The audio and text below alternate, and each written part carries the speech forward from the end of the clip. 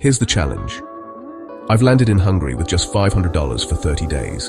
Rent, food, travel, and fun. That's about $16 a day to not just survive, but actually experience the heart of this country. Hungary's known for fairy tale architecture, soulful food, and surprising affordability.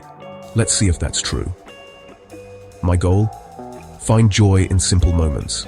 A chat with a stranger, a cheap, delicious meal, a sunset over a quiet town. This isn't just about pinching pennies.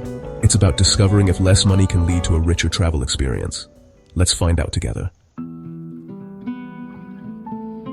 My first mission, find a place to live without blowing my budget. Budapest was too pricey, so I looked south and found Szeged, the city of sunshine. After scouring local rental sites and battling Google Translate, I landed a room in a shared apartment for $200 a month. That left me with $300 for everything else, a win. Szeged offered authenticity and affordability, far from the tourist bubble. The city was slower, friendlier, and my apartment, though simple, felt like home. I didn't know anyone and spoke no Hungarian, but that's what makes it an adventure. With a roof over my head, the real challenge could begin. Sometimes, the best travel experiences start with a leap into the unknown. Now, it was time to see what Hungary had in store. My roommates, local university students, became my accidental guides. We barely shared a language, so our first days were a hilarious mix of gestures, translation apps, and laughter. I mimed my budget challenge. They laughed, and somehow, we understood each other. Mornings meant coffee and new words. Evenings, the smell of paprika and onions. I learned that kindness and humor bridge any language gap. They included me, helped me, and made me feel at home. Our friendship was built on shared laughs and patience, not perfect sentences. Sometimes, the best connections need no words at all. Life in Szeged was refreshingly real. No tourist crowds, just daily routines. Coffee cost $1 and the pace was relaxed. Locals recognized me at the bakery. I watched families gather for evening ice cream. These weren't postcard moments, they were genuine slices of Hungarian life. Stepping off the tourist trail let me see the subtle details. Chess in the square, pride in small gardens, community everywhere. My advice? Visit the landmarks, then go where the tourists aren't. That's where you stop being a tourist and start being a traveler. That's where you find the soul of a place. With $10 a day for food, restaurants were out, but I found Hungary's secret weapon, the étkezde. These local cafeterias serve hearty, home-cooked meals for a few dollars. My first meal? Goulash and noodles for about $4. Delicious and filling. Eating at the étkezde became my daily ritual, saving my budget and immersing me in local life. I ate alongside workers and grandmothers, sharing the food that fuels Hungary. No tourist menus, just honest, unpretentious meals. This strategy transformed my budget and my experience. Sometimes the best food is found where the locals eat, and it's always better when it's cheap and authentic. Enter Lángos, Hungary's king of street food and my ultimate budget meal. Imagine golden, crispy fried dough topped with garlic, sour cream, and cheese, all for about $2. It's messy, delicious, and pure comfort food. You'll find it everywhere, from city stalls to lakeside kiosks.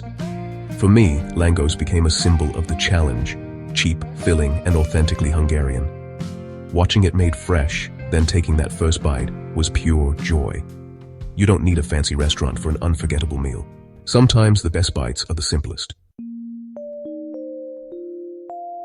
Hungary's trains became my ticket to adventure. The national rail system is cheap and connects even the smallest towns. Day trips cost under $15, far less than renting a car. I'd pick a town, hop on a train, and watch the countryside roll by. From historic stations to charming old trains, the journey was half the fun. I explored cities like Kecskemét and Debrecen, always back in Szeged by nightfall. Don't worry about the language. Ticket machines have English, and staff are helpful. Train travel let me see more of Hungary without breaking the bank. The real soul of Hungary isn't in the big monuments, it's in the quiet corners. I made it a habit to get lost, wandering alleys and courtyards.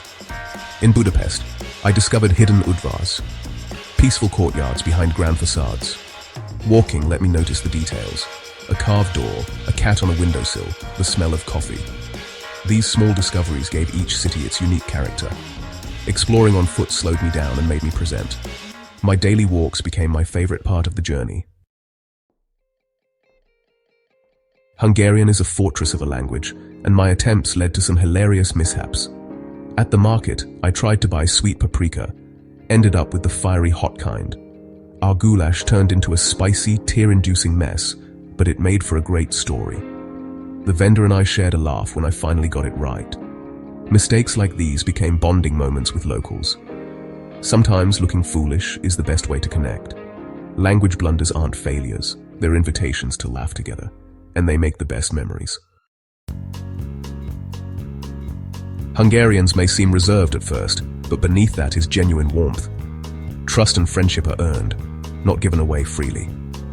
My roommates started inviting me to meals, and market vendors greeted me with smiles. A man once walked me 3 blocks to make sure I found my way. Building connections took patience and respect, but the rewards were deep. Don't mistake quietness for coldness. Hungarian hospitality runs deep. The friendships I made here were some of the most meaningful of my travels. Budapest is stunning, but Hungary's true spirit is found in its towns and landscapes.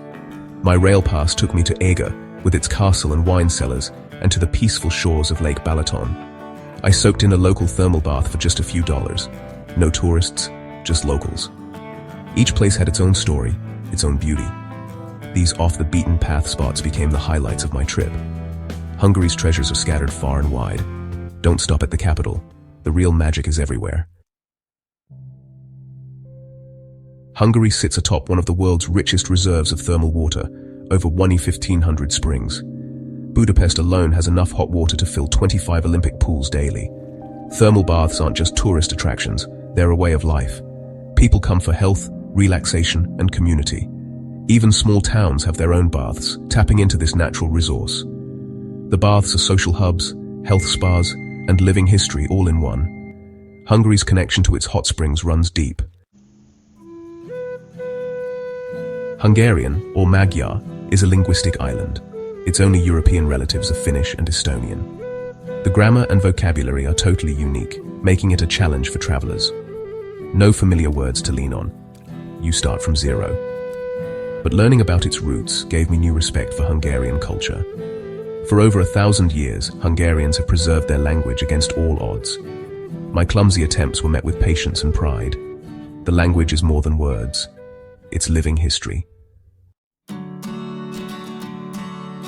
Lake Balaton is Central Europe's largest lake, Hungary's sea. The southern shore is lively and fun, packed with beaches and resorts. The northern shore is serene, with volcanic hills, vineyards, and quiet villages. I hiked Badacsony Hill for panoramic views and tasted local wines. Balaton is woven into Hungarian identity, summer memories, family traditions, and romance. Standing on its shore, you can't see the other side. It really feels like a sea. It's a place of natural beauty and deep cultural meaning. For Hungarians, Balaton is the heart of summer. The real secret to my challenge? Making local friends. My roommates, Adam and Gergo, became my guides and translators. They showed me hidden bars, explained traditions, and introduced me to new foods. Through them, I experienced Hungary from the inside. A guidebook can't compare to a local's perspective. My advice: be open, be curious, and connect with locals. Travel isn't just about places, it's about people. A local friend is the best souvenir you can bring home. 30 days, $500, and a lifetime of memories. The budget didn't limit me. It pushed me to live like a local and find real joy. I discovered hidden gems, made new friends, and learned that the best experiences aren't expensive. The value of travel isn't in what you spend, but in what you experience and who you meet. I leave Hungary richer in every way that matters. Sometimes having less money leads to more adventure and meaning. This challenge proved that travel is about connection, not cash. My Hungarian adventure ends, but the memories will last. Thank you for joining me on this journey. Your support means everything. Hungary showed me that the richest experiences often cost the least. I'll be back for more goulash and more stories. If you enjoyed this, subscribe for the next adventure. Until next time, travel with curiosity, live with passion, and always leave room for dessert.